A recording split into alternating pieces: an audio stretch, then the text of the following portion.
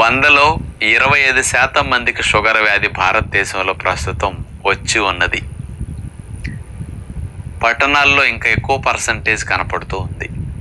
మరి అలాంటి షుగర్ వ్యాధి వచ్చిన వారికి కొంచెం త్వరగా తగ్గాలన్నా, త్వరగా కంట్రోల్లోకి రావాలన్నా, లేని వారికి భవిష్యత్తులో షుగర్ వ్యాధి రాకుండా ఉండాలన్నా, మరి ఈ బెనిఫిట్ ఇద్దరికీ కలగాలంటే బెస్ట్ వెజిటబుల్ కాకరకాయ.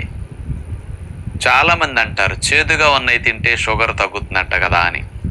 వాస్తవంగా కాకరకాయ చేదు కాబట్టే చాలామంది ఇతర కూరగాయలు వండుకున్నట్టు వారానికి ఒకసారి కూడా వండుకోరు. ఇదేదో నెలకొకసారో అకేషన్స్గా వండుకుంటారు. కొంతమంది అసలు కాకరకాయకి దరిదాపులకి రారు. కానీ కాకరకాయలో ఉండే ఔషధ గుణాలు షుగర్ వ్యాధి ఉన్నవారికి తగ్గించడానికి, లేని వారికి త్వరగా రాకుండా చేయటానికి అద్భుతంగా పనిచేస్తుందని సైంటిఫిక్గా ప్రూవ్ అయ్యి ఉందన్నమాట. మరి కాకరకాయలో ఉండే కెమికల్ కాంపౌండ్స్ ఏమిటి షుగర్ వారికి హెల్ప్ చేసేది? చారెంటీ అనే ఒక కెమికల్ స్పెషల్గా ఇందులో ఉంటుంది. అట్లాగే కుకుంబుటేన్ ట్రైటర్పినాయిడ్ అనే ఇంకొక కెమికల్ కూడా ఉందన్నమాట.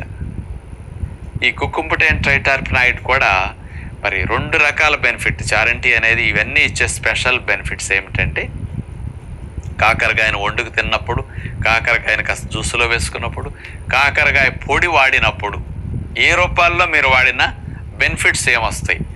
2 ప్రధానమైన బెనిఫిట్స్. మొట్టమొదటిది, మనం తిన్న ఆహారం పొట్టా ప్రేగుల్లో అరిగి చక్కెరగా మారుతుంది.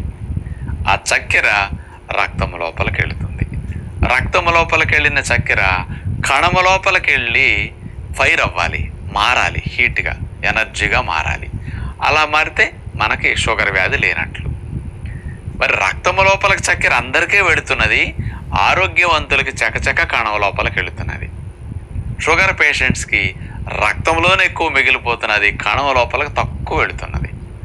అందుకని రక్తంలో చక్కెర స్థాయిలు